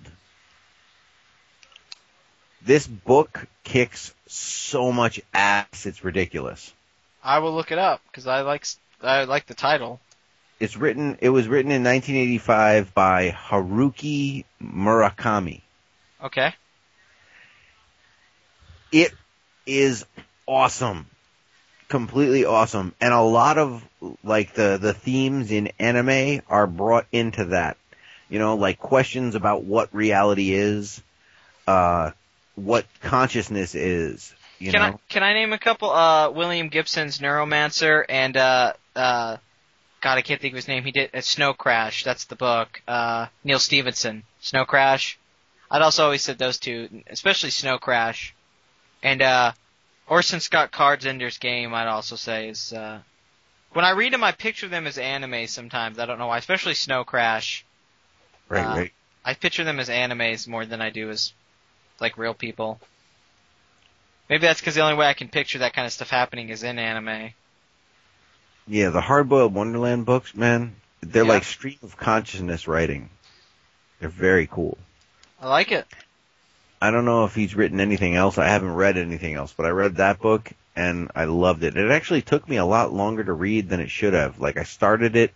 Yeah.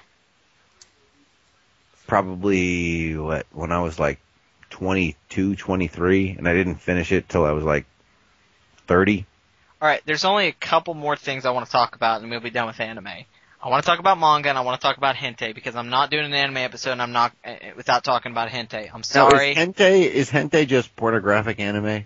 Yes. Yeah. Okay. And You're it's just got making sure I first I understood want that. to talk about manga, because manga is the comic books of Japan, which most animes start off as mangas and then become animes. Which is a lot different from American shows, because most American animated shows don't start off as comic books and then become shows. But in Japan, I think like probably over 90% of the shows, you look it up, they were a manga first. Especially the popular ones, like the really big ones. Like the ones we're talking about a lot of were mangas first. There's stuff like Shonen Jump, there's just different. They read from right to left. We read from left to right. And, mangas. So when you buy a manga, it's backwards. Yeah. I was so confused the first time I bought a manga and I was reading it and I was like, what the fuck? This makes no sense. Oh, shit. Now we're into manga. I don't know if they've ever done an anime, but one of my favorite manga series is The Dirty Pair. Oh, are those two girls? Yes. Yeah, okay, yeah. Exactly. I know love exactly them. what you're talking about, yeah. The Dirty Pair. They are awesome. Manga is great because if you're into comic books, I don't know why you wouldn't like manga. It's just the animation style, but the storytelling and the way it's done, especially I could see somebody really liking manga that might not exactly love anime series, because there is differences. They fit a lot more material into mangas. They don't make it as fast. Like, you'll watch an anime and you won't realize that it was based off a manga, and you go read the manga, and the manga has way more story to it. What's the name of the manga that has no words? It's about that little fucking creature. He was a character in Tekken. I know what you're talking about. I just can't. Like, the name doesn't. The little dinosaur dude. The little dinosaur. What was his name? I will look it up. Luckily, we have the internets. Gone. Gone! He rocks. I love his shit. Yeah, Gone. There are no words in his manga. It's all images, baby. Yep, which means any culture can look at it and they will be able to understand. It's just, I haven't read a lot of manga in a while, but I have read, I mean, you can go to the library, if you're like a fan, you can go to the library, and every library pretty much has a huge section of mangas. At this point, yeah. Yeah, that I've ever been to. It's a wonderful thing. Yeah, and you can go read them, and it's a great way, I'd say give some to your kids and stuff, like, not some of the more mature ones, but your kids, if you want to get them into reading, and they're like, want to be into visual stuff, and they don't really like superheroes and stuff, you might be able to find a romantic manga that's about romance or comedy one your kids can read it and really get into it. In reality, you can find a fucking manga about anything. Yeah, that's Sailor the great Moon. thing. Hey, here, we're on anime. We haven't talked about Sailor Moon. It's What's up with true. that? Because I make a lot of Sailor Moon references. Sailor Mini Moon! I would tap that sailor ass. Oh, I would tap all them asses. I don't care. I would have sex with Tuxedo Mask. He was so handsome. I mean, seriously. That was awesome. Alright, well, let's get to the big one, because I'm sure I've watched a lot of it. I know George has watched it. I don't know if Wayne, if you've watched a lot of it. Hentai, which is pornographic. Well, since you're gonna say that, I have a perfect combination segue here. Manga to hentai? I've read, I haven't read it all, but I started reading Nana and Kaoru, or it's Nana to Kaoru. Okay. And it's about this kid who thinks about, like, all this perverted dominatrix shit. That's pretty cool. And he's in love with the girl that lives next door to him. Like this kid. But they're best friends. Like, well, they're not best friends. They used to be best friends, but she, like, doesn't really talk to him because she's honor roll student, class president bitch. Yeah. But one day she comes over to talk to him, and she finds the outfit that he bought, and this outfit was actually tailored to her measurements. And she puts it on, and it's one of those suits that's locked. Like, she hit the lock, and she's stuck in this, like, leather suit. And it freaked her out, but like it helped her relax because she's like this uptight, like I said, she's uptight and shit. Mhm. And from then on, she lets him like do dominatrix shit to her, like tie her up and take pictures of her, gag her. He made her pee outside at night one time. George, tell me more. I'm just saying, this is a really fucked up thing. Like, Yeah. And honestly, I'm sitting there like, I might get into this dominatrix shit because some of it's like really cool. Oh, awesome! Not a lot of it, but You gotta go hang out with Wayne. yeah, right. I just found a clip from the first hentai I ever watched. No shit. Yes, I did. Okay, And can I bring a point up about hentai? And I want to know if you two agree on it. Okay, do you know something we didn't even mention about anime that maybe makes a difference? Is that in most animation, don't get me wrong, I want to fuck Marge Simpson and Wilma Flintstone as much as the next guy. But there's something about anime, the way they animate, that makes their characters look more human, that we can relate to them more. Like, that's why we're so sexually attracted to the anime girls, because they look closer to an actual human being than what we see in most animation. And anime, the great thing about it is it's like what we said, there's no animes that they show stuff that we don't see. Hentai shows you stuff that you could never see in live action. exactly, And- which and- is exactly what I just In posted. the world to of you. anime and hentai, it's like fucking, it's this perfect world where all women have huge tits. And I'm not, And hairless pussies. And they're all- Exactly what we want. not always hairless. No, I'll even one up that one, George. 9 times out of 10, they're virgins. Yeah, right. Well, that's fucked up. But And they here's get raped thing. for the first time. I'm not and then on they the become... train. I'm not on the train where women have to have big tits. I like all titties. I've said it multiple times. I've even said it to my girl. I said I love all women. It I was just like, looks good in anime. I mean, I don't want something that's not taking care of itself in any way, and smells like a garbage can. Wayne, this is No. fucking up. And I'm What happened? loving every minute. This clip you sent me of this hentai. That's the first hentai I ever watched. But I'm loving it. I mean, even so, it's just all kinds of crazy shit. Dude, that crazy, like, lizard or snake bitch dominatrix, I know. she's in that, but, like, she was so crazy, and she gets that little cat girl all tied up. Do you remember the first time you ever see that and it just drives you crazy? Because it's like, you're like, I have never seen anything like this before. Dude, well, before that scene, there was this giant demon with, like, dicks for hands and dicks for tongues, and he was, like, fucking all the village people. Oh god, now she's bleeding. Yeah, that's the first hentai I ever watched. Wow, that is one to start with, my friend. I stole it from my friend. Yeah, I've only bought it a couple times because it's on the internet so prominently. Like you can. Find Yeah, now it is, but back then. Yeah, back in the day, no, I imagine you had to get the VHS copies. Mm-hmm.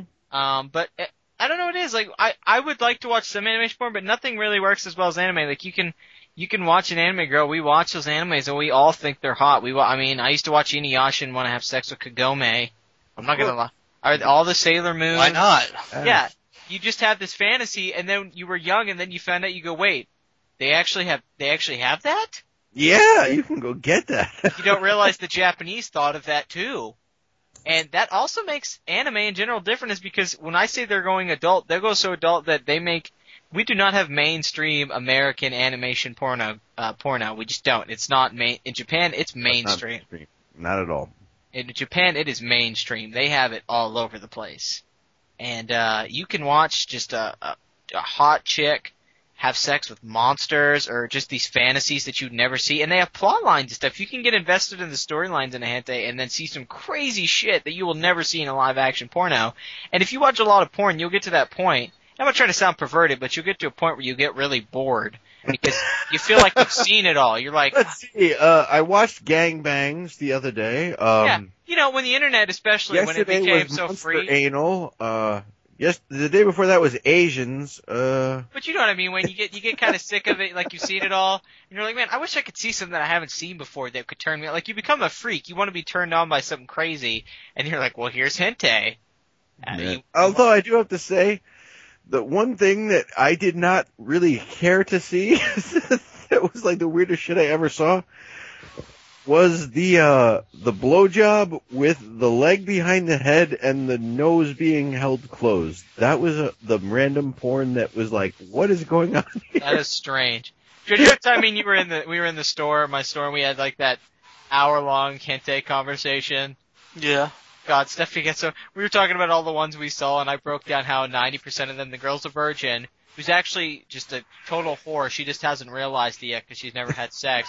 She gets raped, and then she falls in love with the guy who raped her, and then she wants to have sex all the time. That's like in every hint. And I don't know what it is. It's that male fantasy. I hate to say it, but it's that male fantasy that you'll get a girl that's a virgin, and you could take advantage of her, and then she'll want to have sex with you all the time. And Hinte gets to, it's like, that sounds wonderful. And, Hinte has that. It has the school girl who, I mean, Well, that's something that the Japanese are obsessed with. The Japanese are obsessed with innocence. They are. I mean, I don't want to say they're perverted, but there is a strangeness. Well, I mean, come on now. Panties in a vending machine, we all have heard that, and we're pretty sure it's true. Oh, no.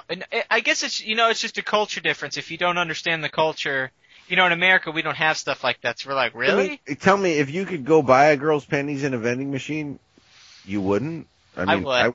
I would just, I bought stocks at a bowling alley before. Why wouldn't I buy a pair of panties? Seriously. I'd have those shits wrapped around my head, jerking off in about 10 minutes. No. Could you imagine? You're like done playing basketball or some shit. You go to get a drink at a vending machine, or you stop at a rest stop or something. You see the panty machine. You're like, huh? Well, I'm here. Exactly. I mean, why not? I buy a pair of panties. Look, George, you want a pair of panties? Yeah, give me the pink ones. All right. Why would I want pink? I want purple. They got a little heart on the front. Do you like that? I love that. All right.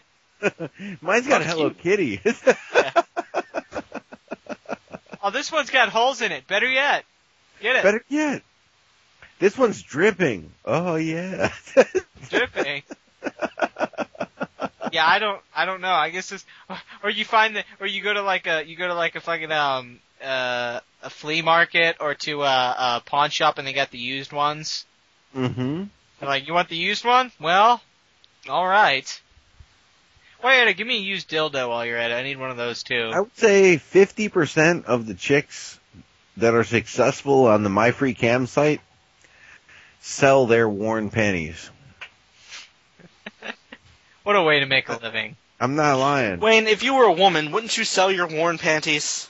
Like us, like we can't sell our underwear to women. Like it's just no, they wouldn't want it. So they're like, fuck you. But if a woman's like, I'll sell you my panties, and she's hot, you're like, oh, heck, even a big fat girl, you're like, you know what? Give me those panties, big mama. Yeah, we're not fucking Matt Damon. Nobody wants our underwear. Yeah, like everybody wants Marky Mark's underwear. I don't even think if we were Matt Damon, chicks would want our underwear that bad. Yes, they would. The slores would, but not the normal one. I mean, don't get me wrong. I would take Ryan Gosling's underwear, but that's just a novelty thing.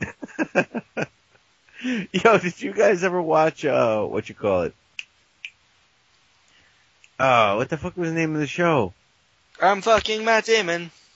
I'm fucking Matt Damon. The one with Jack Black and Kyle on HBO. Oh, Tenacious D. Tenacious D, yeah. The fucking porn star cum episode. Yeah. I'm a huge D fan. Not porn star, rock star cum. I'm so glad that I showed you that fucking video, George. I know. And then I'm fucking Ben Affleck. What a great follow-up. I'm fucking Ben Affleck. He's fucking Ben Affleck. I love how Ben Affleck just says it. He's fucking Ben Affleck. If anybody doesn't know, we're referencing the Jimmy Kimmel Live. Where Jimmy Kimmel. Yeah. Which is where you guys know my buddy Andy Melnick is from. Yeah, and if you're listening to this, Andy, we love you.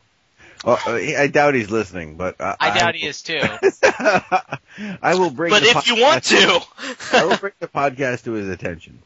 I don't want. I've been trying to keep it quiet, but if people don't know, we might. And I'm not saying it's a sure thing because nothing in life's a sure thing. But we might. No. We might be getting Andy Milonakis on the podcast. He went to high school with me. I'll see what I can do. Yeah. We have a connection. That's all I could say, is we have a connection through Wayne. So, anybody out there listens to the podcast, I know I told people early on we're going to have guests on. Well, we might have Andy Milonakis on. He's not fucking Matt Damon. but I mean, he's Andy Milonakis. He's still someone I'm really interested to have him on. I'd like to have him on more than once. I mean, we want to talk to him. More than anything, I want some man show stories. Yeah, I want to hear. Yeah, dude, I would love to hear his man show stories. I want to hear all of his stories. I can't imagine. He was around fucking Adam Carolla and Jimmy Kimmel and them. You know they were going to titty bars and stuff. There's no way. Yeah, I think my favorite episode of the Man Show, I'm thinking back, and I remember the episode where Adam Carolla said he went to the fucking place where they make dildos, custom size. So he had one shaped like, or he had one that was the size of his dick, and there was this tiny fucking dildo. Man. Yeah, What I would like to hear the stories about is the stuff that the stuff that they came up with for Andy to do that he never did, you know? Like, I'm sure there's some stories, because Andy, you know how Andy looks. Yeah, yeah. If He looks people like a don't know Andy boy. Milonakis does, he has I don't know what it's called, he has something that makes... It's basically the same disease that Joe, you know, the guy from Kid Rock. Yeah, and Arnold and all those fuckers have. Yeah, it makes you look young even though you're old. And Andy's in his 30s, but they had him on the Man Show. He's actually older than me, which is scary. I'm 35. They used to have him do these things where he would go around and like dress up as a Boy Scout and ask people for porno magazines or ask them to buy him beer, or he would sell beer. And you were watching it back then. If you didn't know this, like, you know, Wayne would know, but if we didn't know, you were like, how the fuck did they get this kid to do all this stuff? It's amazing, and it was so funny, and then I found out later that he was, like, actually older, and he just looked like a kid, but it's so funny. It's still funny. I mean, once the illusion gets broken for you, it's not as funny, but it's still funny, because he still looks like a kid, and some of the shit he says, like, he'll walk up to a couple, like, making out, and he'll be like, hey, can I join this sandwich? I could be the salami in the middle. And then he's dressed up as a Boy Scout, and he's like, I got a honey back at the treehouse, but I need you to buy me some beer so I can take back and have sex with her and stuff like that. And the people are like, what the fuck? And some people buy him beer. Like, some dudes in their, like, 30s and 40s are buying him beer. And I'm like, I gotta hear these stories. He's gotta be shit that we never saw on that show. Of course Oh, motherfucker. And I've never seen an interview with Andy where he talks about it. And I think people would love to hear it. So, like I said, it's not set, but we're going to try to get him on, and fans out there, we are going to have guests on, but Andy's our main priority right now. We're trying to get Andy on to hear about some Man Show stories and about his life. So, I don't think he's too busy nowadays, so it might not be too hard. No, I don't either. I don't think we'll have a hard time. We just tell him that, you know, we want him on, and we're cool. We just want to talk to him and hear about his, you know, story. No, he's definitely, and he's also a pretty cool dude. Yeah. Hey, he sounds like a cool guy. And, all we want to do is talk to him. We're not really asking anything too serious. We're not asking for him his money or anything. We're just asking for him to talk to us. And Pay us money, Andy. Give us all your money. Andy, give us some of that millions you made on playing a boy. You had that show on MTV for like 1 year. Give me monies. All right, so let's bring us back to anime for the end of the show. Good thinking, Wayne. I like the way you think, because we need to wrap this shit up. I'm just going to say that... What have we not mentioned anime style? Mechs. We haven't talked too much about mechs. We didn't talk about mechs. You're absolutely right. Robotech. Robotech was not mentioned at all. I could also say it's influence on things like Scott Pilgrim vs. the World, especially in style. Oh, dude, that was like a video game anime crossover. Yeah, especially the comic that is very manga influenced. And I own all of it, and I love it. Very manga influenced, and like the movie where it's like, wow, this is an anime and a video game put together. I'm just gonna sum it up. I'll just say real quick, I love anime. I've loved it since the 90s, since I was a kid, and it's been a big influence on me as a geek. I don't watch it as much as I used to, but I recommend it. Hayao Miyazaki is one of my favorite filmmakers, and I hope that anime can stay relevant, you know. Yo, does Geek Meets World have a website? We have a Tumblr and a Facebook. We're working on the website. Tumblr and Facebook. Okay. I'll make a list of my personal favorite animes on the Facebook page. Put it on the Facebook. I think we should all say what our favorite anime is. Okay, my favorite of all time is a TV show is probably a tie between, I always say Fully Cooley, but my favorite of all time is X or X 1999 by Clamp. And it's about this guy named Kamui who's God and Dragon. It's a famous anime and manga. That's my favorite anime of all time. It's called X or X 1999. And my favorite anime movie is probably Spirited Away. Spirited Away is fucking awesome. Yeah, I don't know. What's your favorite series and your favorite movie? Me or Wayne? Either one. Okay, I'll go. For me, my favorite series is Gungrave, hands down. Okay. I mean, I praise that shit. I own it on DVD, and a couple months back, I saw it on Amazon for it was like $35, regular $60 or something like that. Yeah. So I bought the Blu-ray. Oh yeah. And there are only two things I have ever done that with. That's Gungrave and Apocalypse Now. Well, of Apocalypse course. Now. Yep. My favorite anime movie, Kiki's Delivery Service. I I love haven't that. seen that one. I love that we both How named have you you. not seen Kiki's Delivery I Service? love I'm that we- sorry. I love that we both named me. George, you haven't seen Akira. Come on. Fuck you.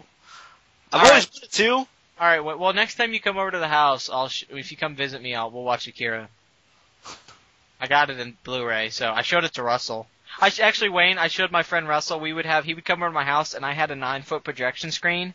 Nice. And my friend, I would have him come over, and I would show him movies.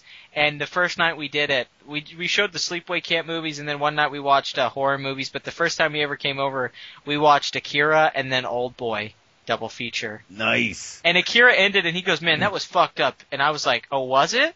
Okay." And then we popped at Old Boy, and he said that was the darkest double feature. Dude, I've got actually a projector at my place that's capable of at least 720p. The one I have is 1080. I don't know if it'll do 1080. I forget what the max resolution on it is. It's a computer projector. But I got that shit for $100, bro. I would love to come over. We could fucking. I got 1,500 DVDs. I'd love to come over and bring some Blu-rays over, and we could fucking watch. Hell yeah, brother. I need to make a road trip. That's all I'm saying. You and George need to come visit. That's what I'm saying. Well, George doesn't like to visit his friends. Shut up. All right, so let me name my favorite. My favorite movie. It's a tough call.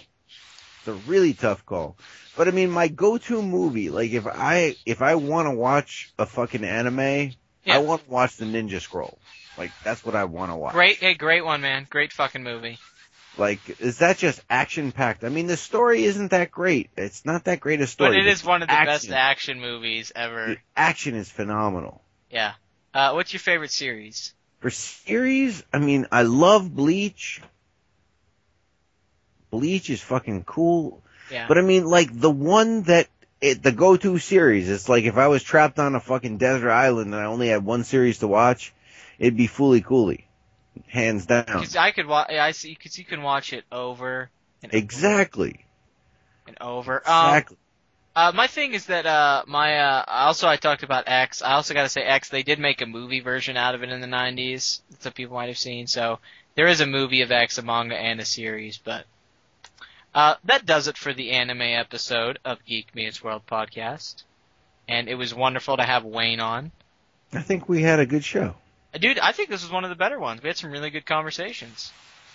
I thank you for being on, though. I'm really glad you joined the podcast. And, I had a great time. Thank you. Your dick tastes delicious in my mouth.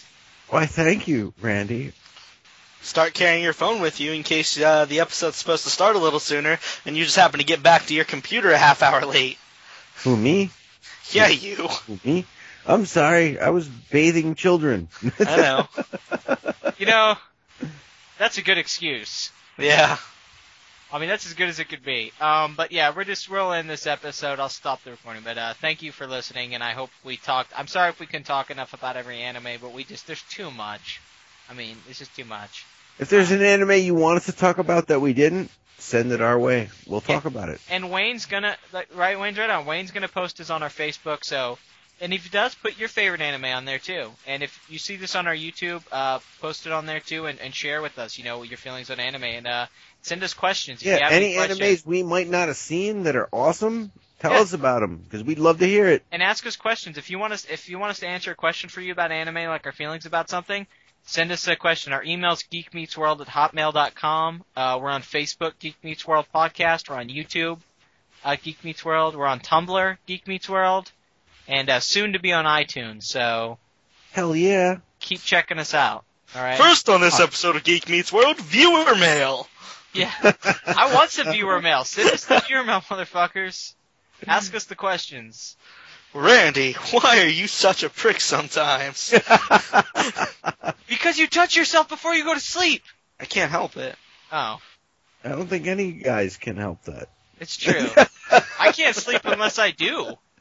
Exactly. I have those nights. I'm sitting there like, oh shit. I am not going to be able to fall asleep with all this energy in my penis. Dude, that happens to me at least 6 nights a week. There's probably one night that doesn't happen to me a week. Every other night, I'm in bed and I'm like, son of a bitch, now I'm going to have to go fucking do this and clean myself up. Ah. Stop the podcast. I'm sorry, yeah. Alright, bye people. Fucking anime.